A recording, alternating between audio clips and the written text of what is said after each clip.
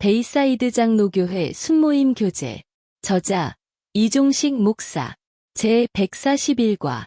내 영혼아 여호와를 송축하라. 시편 103편 1절에서 14절까지 말씀입니다. 표제 다윗의 시. 내 영혼아 여호와를 송축하라. 내 속에 있는 것들아 다 그의 거룩한 이름을 송축하라. 내 영혼아 여호와를 송축하며 그의 모든 은택을 잊지 말지어다. 그가 내 모든 죄악을 사하시며 내 모든 병을 고치시며 내 생명을 파멸해서 속량하시고 인자와 긍휼로 관을 씌우시며 좋은 것으로 내 소원을 만족하게 하사 내 청춘을 독수리같이 새롭게 하시는도다. 여호와께서 공의로운 일을 행하시며 억압당하는 모든 자를 위하여 심판하시는도다. 그의 행위를 모세에게 그의 행사를 이스라엘 자손에게 알리셨도다.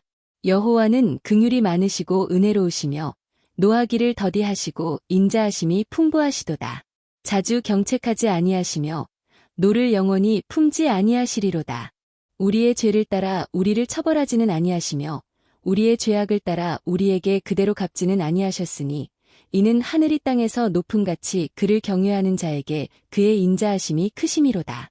동이 서에서 먼 것 같이 우리의 죄과를 우리에게서 멀리 옮기셨으며 아버지가 자식을 긍휼히 여김같이 여호와께서는 자기를 경외하는 자를 긍휼히 여기시나니 이는 그가 우리의 체질을 아시며 우리가 단지 먼지뿐임을 기억하심이로다.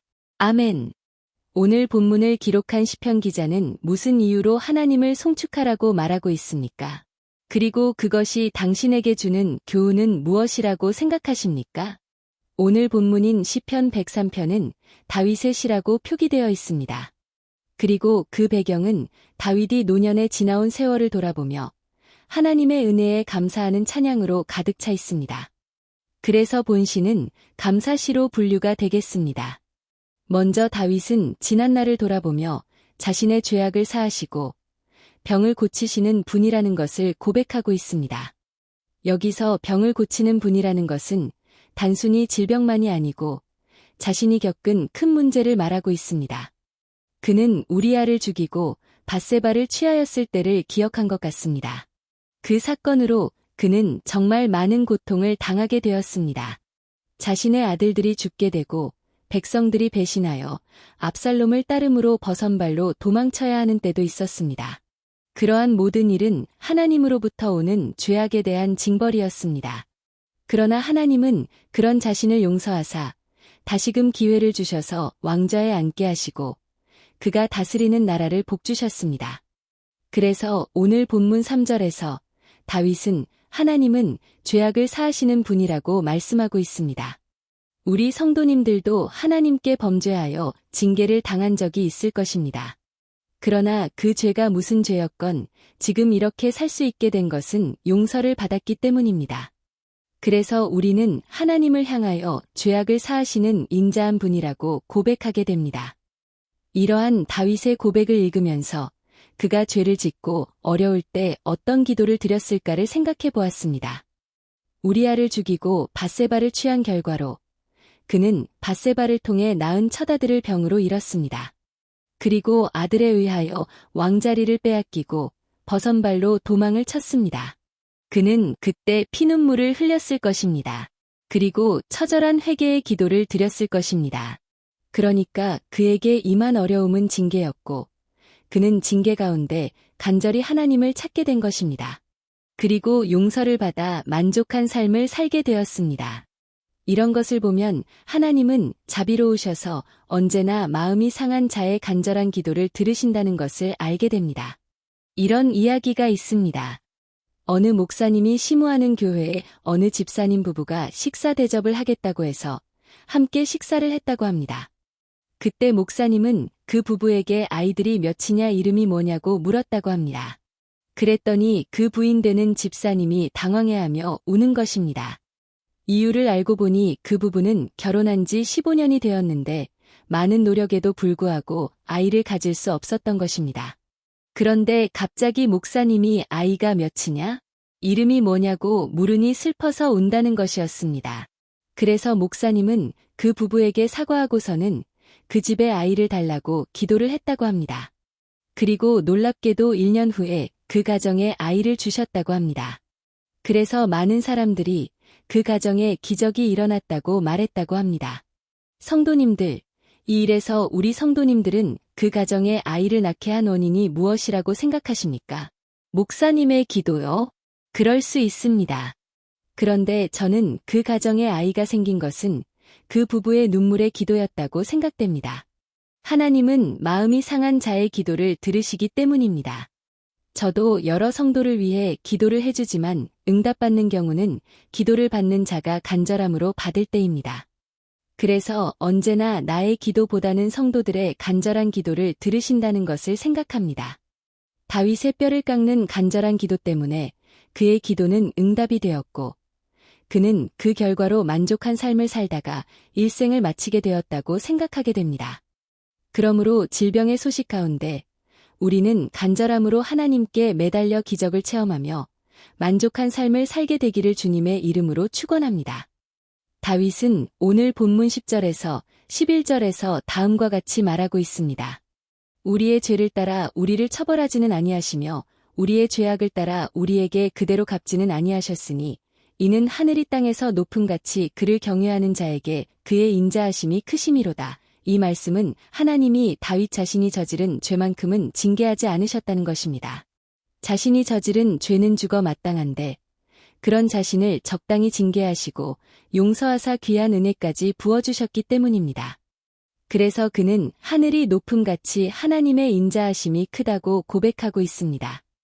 그리고는 죄인인 자신에게 하나님이 얼마나 복을 주셨는지 5절을 보면 그의 소원을 만족해 하셨고 독수리처럼 새롭게 하셨다고 말하고 있습니다. 그 뜻은 그의 삶에 환난이 있었지만 환난을 짧게 허락하셨고 다시 왕자리에 오르게 하셨고 노년에 평안케 살게 하셨으니 만족하게 하신 것입니다. 그런데 5절 말씀에서 자신을 독수리처럼 새롭게 하셨다는 말이 참 특이합니다. 성경학자들은 독수리처럼 새롭게 하셨다는 의미를 독수리가 털갈이를 하여 새롭게 되는 것을 의미한다고 합니다. 우리 성도님들은 동물들이 털갈이를 하는 것을 보셨을 것입니다.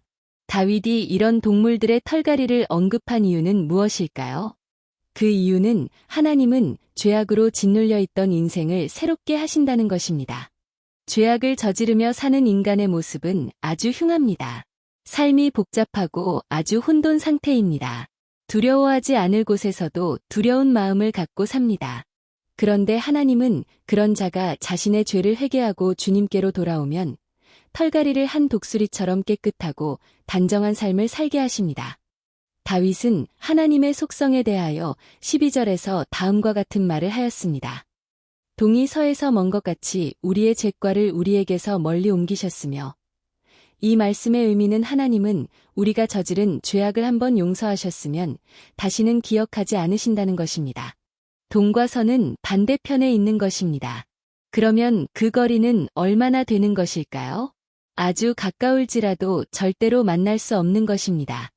그 뜻은 절대로 서로 만날 수 없는 방향에 있는 동과 서처럼 우리의 죄를 절대로 기억하지 않으신다는 것입니다. 그 이유는 우리가 죄를 회개함으로 예수님의 피로 깨끗이 씻음을 받았기 때문입니다. 그러므로 우리는 우리의 과거의 죄 때문에 다시 형벌을 받을 이유가 없다는 것을 알게 됩니다. 그러면 왜 하나님은 우리의 죄악을 이렇게 다시는 기억하지 않는 것일까요? 그 이유를 오늘 본문 13절은 다음과 같이 말씀하고 있습니다. 아버지가 자식을 긍휼히 여김같이 여호와께서는 자기를 경외하는 자를 긍휼히 여기시나니 이 말씀의 뜻은 하나님은 우리를 만드신 아버지시기 때문에 죄를 짓는 우리를 불쌍히 여기신다는 것입니다. 이것은 부모라면 다 느끼는 심정일 것입니다. 부모의 마음은 자식이 죄를 짓는 것을 보면 미운 생각보다는 불쌍한 생각이 들게 됩니다. 그래서 자식이 아무리 미운 행동을 해도 결국 정죄할 수 없게 되는 것이지요. 그리고 그렇게 말을 듣지 않다가 마음을 잡고 올바로 살겠다고 하면 그렇게 기쁠 수가 없습니다. 그리고 그가 과거에 저질렀던 죄악을 기억하지 않습니다. 오히려 누군가 그것을 말하려고 하면 그것을 막습니다. 바로 부모가 자식에게 그렇게 하는 것처럼 하나님은 우리의 죄악을 용서하시고 기억지 않으신다는 것입니다. 사랑하는 성도님들, 오늘 본문을 통해 우리는 하나님의 자비로우심을 배우게 됩니다. 그동안 우리가 잘못된 삶을 살았어도 주님께 돌아오면 주님은 우리를 받아주셨고 우리의 병을 고치시고 우리의 삶을 만족하게 이끌어 주셨습니다. 우리 모두 이 시간 지난 날을 감사하며 그리고 우리의 잘못된 점이 있다면 회개하며 하나님께 간절히 기도하는 성도가 되기를 바랍니다. 평생 하나님의 은혜를 기억하며 하나님을 찬양하며 살게 되기를 주님의 이름으로 축원합니다. 당신은 어려움 가운데 간절한 기도를 통해 자비로우신 하나님의 응답을 받은 적이 있습니까? 그 경험을 서로 나누어 봅시다. 오늘의 말씀을 통하여 새롭게 느낀 점과 결단하는 바를 서로 나누어 봅시다.